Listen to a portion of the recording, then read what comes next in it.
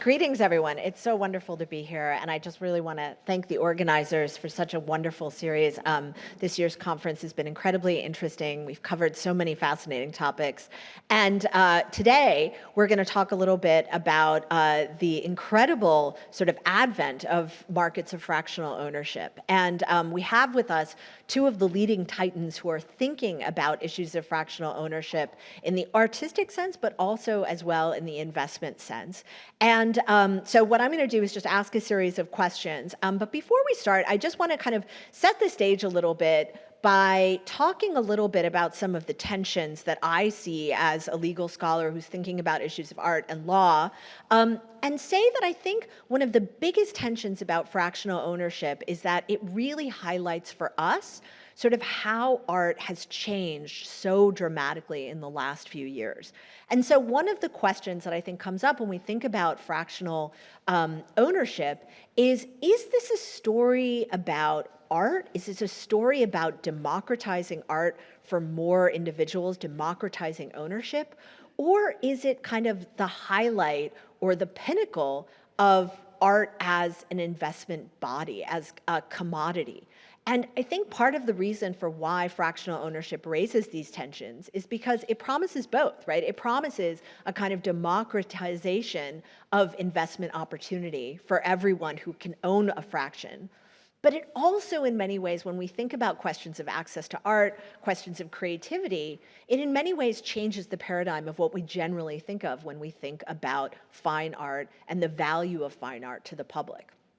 And this leads me to kind of just highlight another tension that I want us to talk about, and we're going to talk about this when we get to a series of questions, which is sort of what is the role of all of the intermediaries in the art ecosystems, right? The museums, the galleries, the tastemakers, the curators.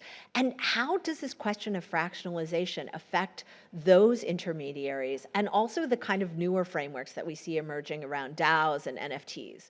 So these are some of the things that I just want to highlight. I'm hoping that we'll have covered a little bit of time to cover some of these topics today. But before we start, I want to ask both of the speakers today if they might say a little bit about themselves, their own work in the sort of world of fractional ownership. And also, I think one of the things that really struck me about both of your profiles is that you both have an intimate relationship with art itself, right? Either as artists or art historians, people who have been tied to the art world. So I was just wondering if we could start things off by both of you saying a little bit about your relationship to art and finance, how it relates to fractional ownership. Yeah, sure. So pleasure to be here, by the way. Just thank you so much, Delia, for organizing this. So I lead Deloitte's Art and Finance program, and essentially where we exist in the market is we are produce expertise kind of in an intermediary sense by releasing a report, if you will, every 2 years. It's a key document that releases and talks about trends facing the art market. My background, I've been within consulting for now 15 or so years, but I also do have my MFA. So I am an artist by trade. I would consider myself an artist if asked that question. And as I think about the work that I do now and how I am engaging in the art market, I see it on both sides. I see how it is from an art professional standpoint and as well from a financial standpoint, and kind of how we think about the solutions that exist within the art and finance market is really where I am engaged actively thinking about those types of things, if it be from fractional ownership, if it be from thinking about it as an investment, if it be, among other things, technology solutions that are driving the market for art and finance. All of those things are part of kind of how I'm thinking about it and how I'm engaging it on a regular basis. Yeah. So I'm Drew Watson. I head up art services at Bank of America, as Sonia was saying. And my relationship with art, if I'm going to go way back, I fell in love with art when I was 12 years old. My parents took me on a trip to Italy and they lost me in Florence. They couldn't find me for a while, and we were in the Uffizi. And they eventually found me, clearly, but that was the moment where I really fell in love. And unlike a lot of people who I think really develop their interest in art nowadays, mine didn't start with contemporary. It really started with old masters, and I had to push myself forward in time instead of pushing myself backwards in time. So I set out to become an art historian, studied art history, and did kind of museum internships, et cetera, and then ended up being placed in the development department of a museum for an internship, and that is where I got exposed to the business of art and the what it takes to fund and run these very large, complex organizations that are not only about preserving and being stewards of the great art collections, but have an educational mission and have evolved into real kind of meeting points for the community and the exchange of ideas. And so I thought that was absolutely fascinating, this idea of being a business leader in the arts, and working with high net worth individuals, influential people who are helping shape the strategic direction of our institutions. Worked in the auction market for a while. I have some former Christie's colleagues in the house that I was just catching up with. It was great to see you all. And then really started working, deepening my work with art collectors, their families, foundations, museums, when I joined Bank of America nearly a decade ago, where I head up the art services group. So we are the industry leader in art lending and also advisory services for wealthy individuals and also institutions. Great. And maybe let's start by just asking a little bit about the emergence of fractional ownership, because it is something that has really very recently kind of emerged on the art market, and you have actually a fairly small number of startups that have become very visible in the world of fractional ownership. Can you tell us a little bit about how these markets for fractional ownership developed? What sort of caused them to start? What sort of led for organizations to start thinking of them through the lens of fractional ownership, but also startups investing in fractional ownership? Sure. I think, it's, as you were alluding to, Sonia, as in your introductory remarks, it's really the convergence of so many different factors. It's evolving attitudes about art, our kind of a cultural moment, and then also the whole financial component. So, I mean, thinking about art, the art market has increased threefold in terms of annual sales over the past couple of decades. If you look at the new generation of collectors, about 50% of them are collecting art. All of them are collecting art because of the passion and for aesthetic value, but about 50% of them are collecting art because they expect it to be an asset that holds its value and grows over time. Now that stands to reason because of this huge run-up in the art market that we've seen over the past couple of decades. Enter in some of these broader cultural components of the sharing economy, right? Where we're thinking differently about ownership and about utilization of assets. And then also price inflation that we've seen, of course, with that run-up in the art market, but of course, especially in the past 5 years, much more broadly economically. So I think these are kind of a convergence of factors that have led to this interest in fractionalization. Yeah, I think those are all completely, spot on. I think the one thing I'd add is, as we think about specifically the new generation in relation to the data that is now accessible. So if we think kind of earlier generations collecting, as Drew talked about, passion-oriented, that information that was behind those assets themselves did not necessarily exist. And now, as we think about kind of advancements in technology, in blockchain, where we think about kind of being able to trace the lineage of works of art, you can also see kind of statistically how things are, how things are doing, how they are in the market. And I think, again, as that new generation comes into play, as they're more engaged in the technology side of things, it's kind of giving rise to that ability to think about art as an asset, as an investment. and what it could mean to them from a monetary standpoint, from kind of a social perspective in their engagement with culture, with society. All of those things I think are really kind of playing into this idea of how it's building and how it's growing, because it's not a new thing, but yes, it has really taken off in recent times. So just to add on to that, I mean, I think, Chris, you've talked about the transparency value of just information circulating, but also the value of provenance and the ability to trace the lineage of a work. Can you talk to us a little bit about, just what benefits an investor might see in fractional ownership and how that differs from the kind of classic model of ownership of art, right? Where you buy a painting, you put it on the wall, you have a narrative about, when you saw it, how you bought it, what you were thinking about. I mean, this is a very different kind of relationship to art. And what are some of the benefits of having that different relationship? Yeah, it's a benefit depending on how you want to kind of think about it as an artist or kind of an investor. I think, there's a level of being that type of person who's engaging with art in that way. You don't have to be an expert. You don't have to know everything.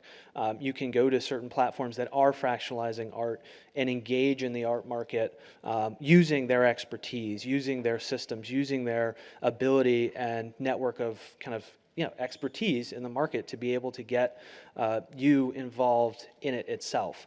I think with that also comes a level of protection and understanding that goes along with the fact that you're now using a platform that has been validated. Of course, you can have a reluctancy to believe in kind of the legitimacy of what they're doing, but still you're able to kind of almost outsource that to someone else. I think the last piece I'd say is, of course, it does provide diversification, just generally speaking, if you are, say, a retail investor engaging in the art market. It can go against kind of your traditional stocks, your bonds, and through that gives you another avenue to kind of, invest and as well pool investments from the general market itself. Okay. Let's turn a little bit to kind of questions about which artists are sort of most attractive for these kinds of fractional investments, and also what artworks are also most highly likely to be bought by fractional ownerships. Like, if we can generalize, are there particular kinds of artists that are more attractive for these spheres of fractional ownership? And with respect to the specific artworks, is it very often sort of auction house scenario where a startup that engages in fractional ownership bids, or do they typically tend to buy works that have been unsold in auctions? And I'm just curious if maybe both of you could just walk us through what you're seeing in the market. Sure, I can jump in here. So, I mean, to back up a little bit, if you kind of think about this, this is a pretty staggering figure. So about 20 artists make up 50% of the overall value of the art market. So think about that for a minute. 20 artists make up about 50% of the overall art market.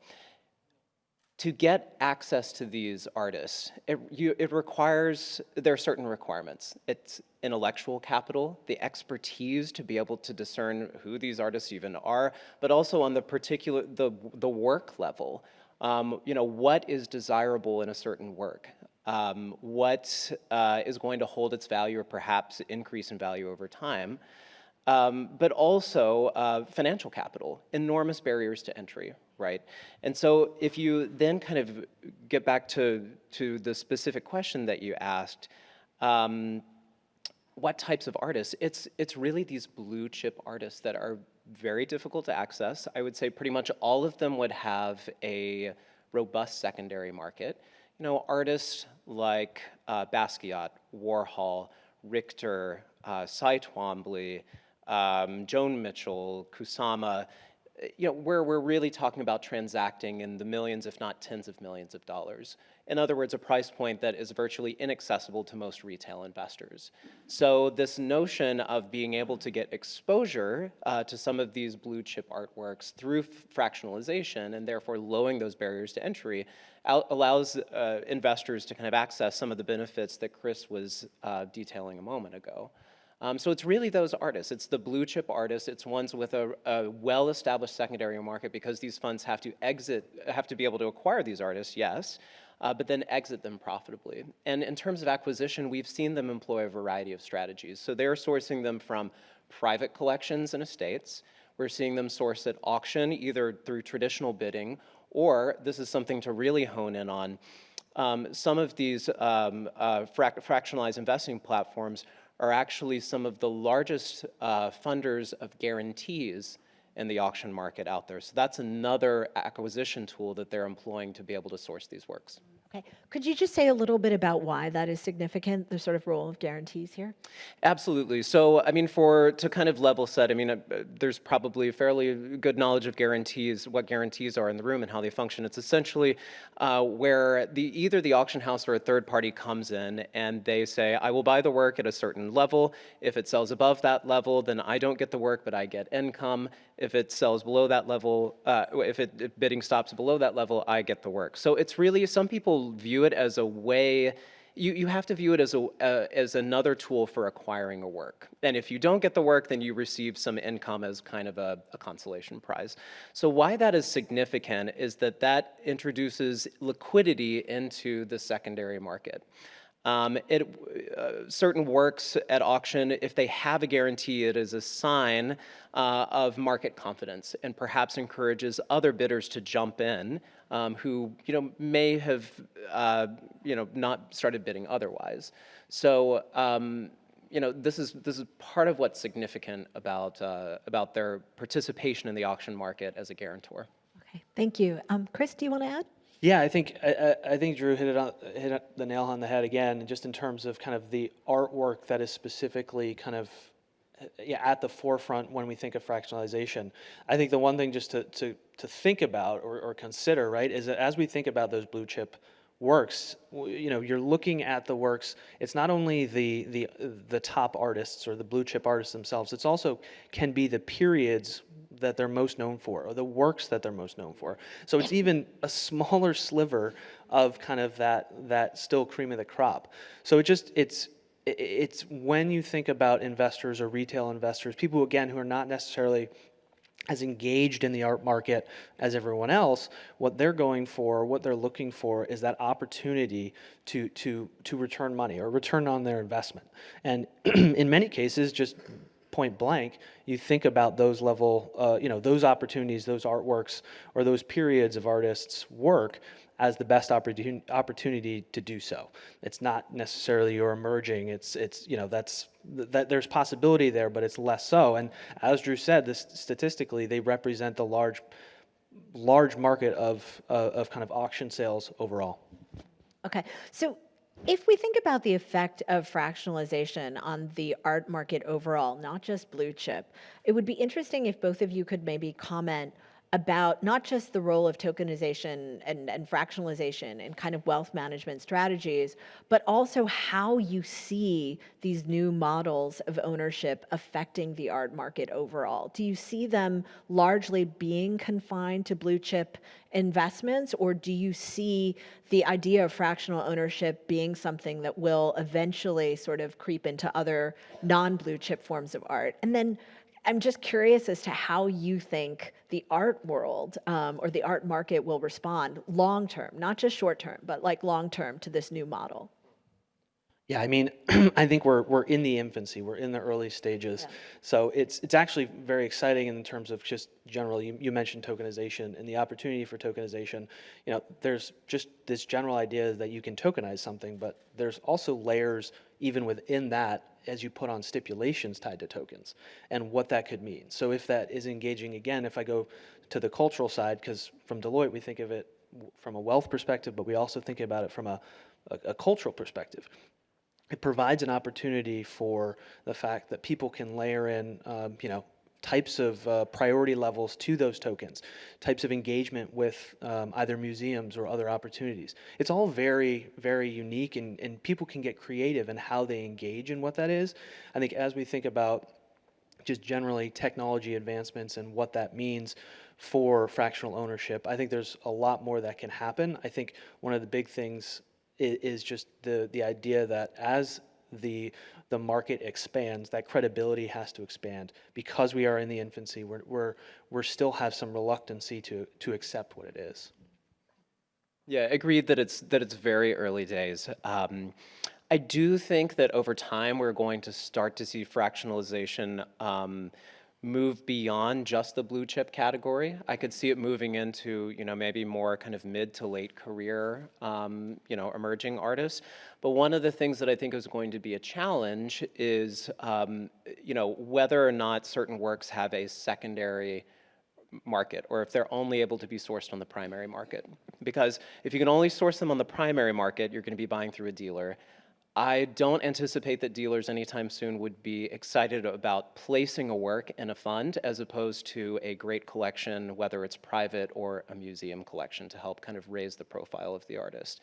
So I think access to primary market works that are particularly hot will be difficult. Now, assuming that they could even get access to certain works and that dealers would be willing to sell to them,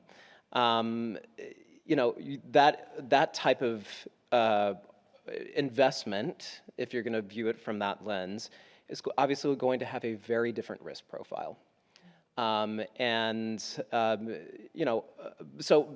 Clearly, more broadly, with financial assets, we see that, right? So I think over time, we're going to see more variety, but I do think that access component will be a challenge. Yeah, so this really brings me to something else that I'd love us to spend a little bit of time thinking about, and that is kind of the role of the public interest here, right? Because I think one of the things that that brings all of us here together is a love of art, right? And a love of viewing art and sharing art, right? And this idea of fractional ownership, based on what you've just said, Drew, it sounds to me like fractional ownership democratizes the possibility of ownership, but might not, in the long term, democratize the possibility of access. Is that right? Or do you think, or do you eventually see fractionalization becoming so commonplace and such a huge part of the market that we actually may not see this fall off of access that you're talking about? I think that's a really important distinction, and I do think that it will democratize access in some portions of the market, but not in others. Okay. Thinking again about the primary market, we're coming off of a period of time where, the market was very robust. You had to buy other artists from a dealer's program to have the chance of access to a particular artist that you may have wanted. There was the buy one, gift one, where you had to buy a work by a particular artist and then gift a second work to a museum so that you're placing it in an important collection. I don't see fractionalization being a democratizing kind of mitigant in that process. So I think, at least for the foreseeable future, we'll see these two different models existing in parallel as opposed to converging. Yeah, okay. Yeah, no, that's spot on. Yeah. Yeah.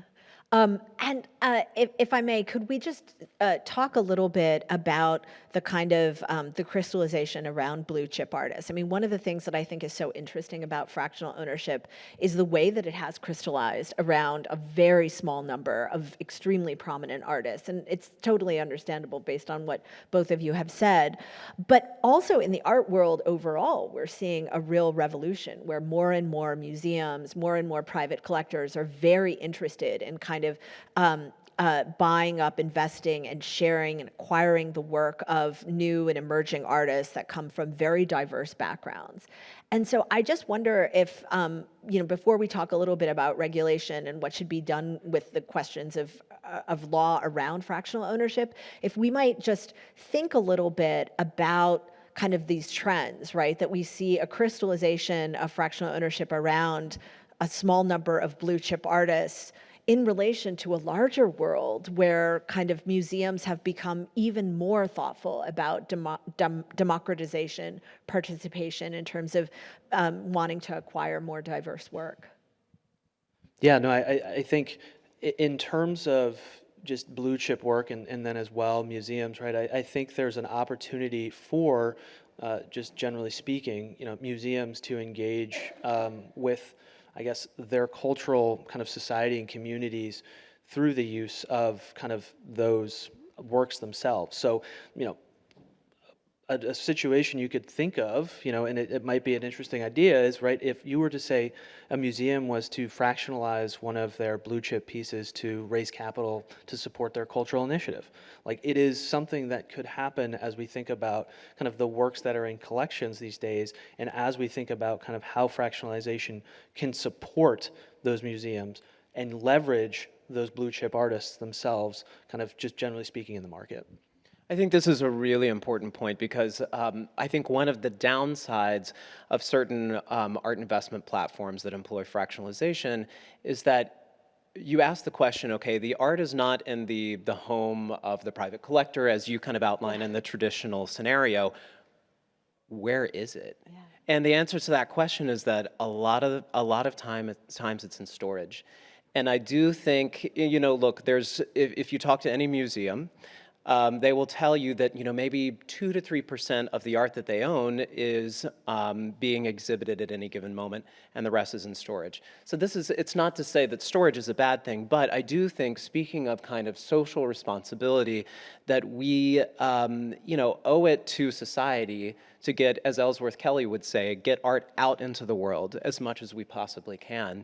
And so this model, using this model as a kind of a revenue, a new business model, kind of a revenue stream to help support the missions of institutions, museums, et cetera, who have that mission of, of the educational mission and the mission of promoting arts and culture, is a real opportunity. The art could still be potentially on view at the museum, even though the ownership structure has changed, yet it's deriving a benefit for society.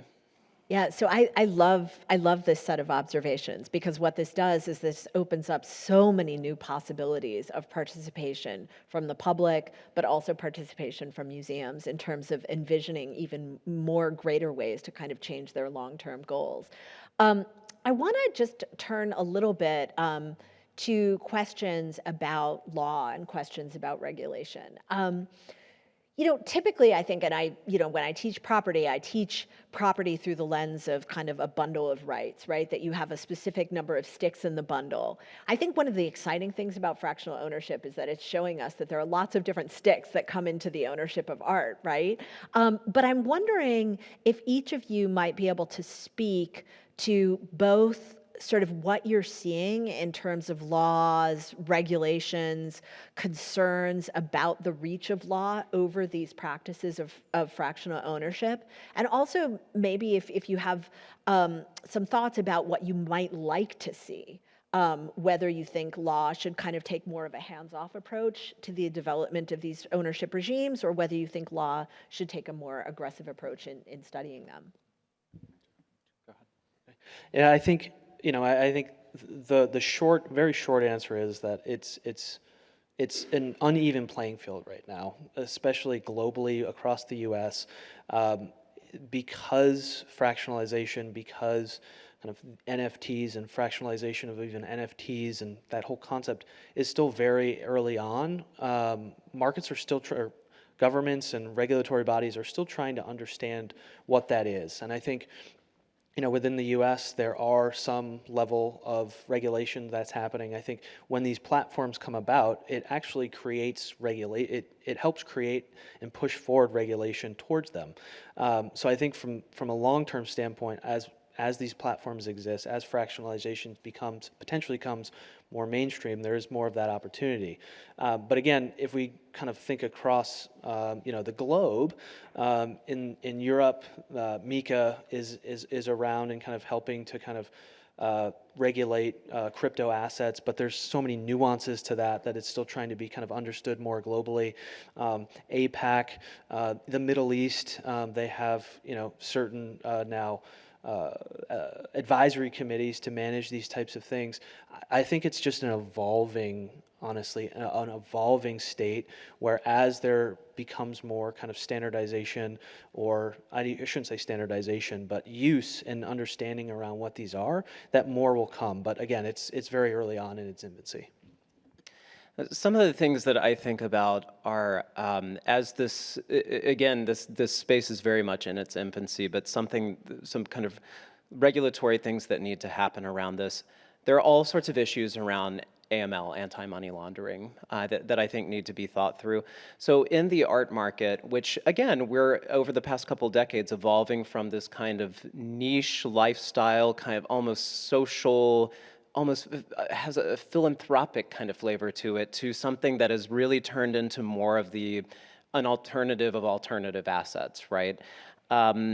Thinking about it, when you go to buy art, you're asked for proof of funds, you're not asked for source of funds.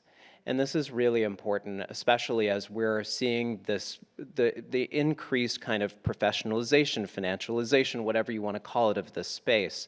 So the due diligence component that these platforms are responsible for doing, I think, really needs to be well thought through. Also restitutions, right? We don't need to be fractionalizing art that that doesn't have good title and that was acquired under duress. So these are the things that I kind of think about when I'm there are lots of positives of this type of development, but we really have to make sure that we are going about this exciting growth or pursuing this exciting growth in this space in a responsible way. Yeah, if I may ask you, Chris, what are some of the other kind of pain points that you also see from your vantage point? I mean, particularly, I think the anti-money laundering point, I think, is really, really important. But what are some other things that you might see as opportunities for the law to think about? Yeah, no, I think the idea of transparency in some of these platforms, like the idea that you're investing in using a platform, but do you understand the actual, and I kind of brought this up a little bit in thinking about the positives too, because you're able to outsource some of that to these platforms themselves, but kind of even not the due diligence of the art, but the due diligence of the organization that you're using put towards your money. Are these platforms going to be around for a longer period of time, kind of beyond what you might think of as your investment period? And what are they actually doing? I think that can sometimes cause an issue. I think the legitimacy and the idea of the legitimacy of kind of art and fractionalization is still up in the air. There's a reluctancy based on the surveys that we produce from not only kind of wealth managers, but the art professionals themselves around, is this something that they actually want to use as an investment product? And if it is, do they want to engage within right now or later down the line as they see and try to understand, what might come out to regulate them or to be put in place to kind of, again, more legitimize what exactly they're doing? Yeah, so just touching on that, I was wondering if each of you might say a little bit more about the intermediaries here, right? So you've spoken a little bit about kind of the role of wealth managers. I'm wondering if you would say a little bit about kind of individual players within the art world generally, curators, gallerists, individuals who I think in some ways are kind of probably less familiar with the kinds of concerns that we might have with respect to laundering, money laundering, and things like that. But I'm wondering, how do you think the advent of fractional ownership changes those intermediaries, the galleries, the curators, museums, other kinds of ways in which we've relied on these intermediaries to help us determine what looks like a great investment and what doesn't? Like, do you see any changes there? To be honest with you, I don't. I don't see fractionalization as a way to disintermediate the current structure of the industry. I see it as something that is that could grow to exist in parallel with the current structure. If I think about our particular client base or what we see more broadly in banking, your high net worth, ultra high net worth clients who have an interest in art and who have the resources, the access, the connections to be able to purchase art outright, I think largely will continue to pursue the traditional model and reap the benefits of that. You're not only collecting for financial reasons, but aesthetic, social, intellectual reasons. I do see, though, that this, again, back kind of full circle, this is a way to exist in parallel, bringing exposure to these certain assets, and from a financial perspective, but also to a limited degree, there is a social cachet from being able to say, I own a share in that Warhol, and being able to point to a particular painting and say that.